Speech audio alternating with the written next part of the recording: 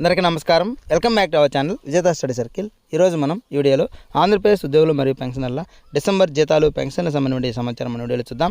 అందుకని ముందుగా మన ఛానల్లో అందరికీ జీతాలు పెన్షన్లు జమ అయ్యే వరకు ఎప్పటికప్పుడు 100% ఖచ్చితమైన తాజా సమాచారంతో వీడియో చేయడం జరుగుతుంది.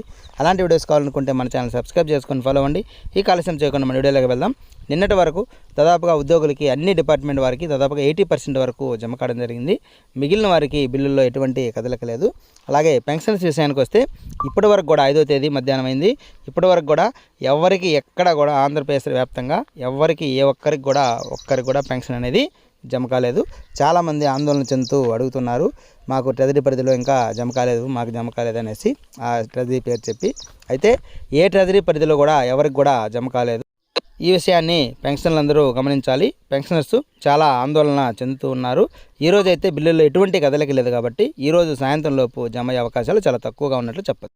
ఏమైనా కదలిక వచ్చినా, ఎటువంటి సమాచారం తెలిసినా తర్వాత తాజా సమాచారంతో మరింత అప్డేట్ ఇస్తూ వీడియో చేయడం జరుగుతుంది.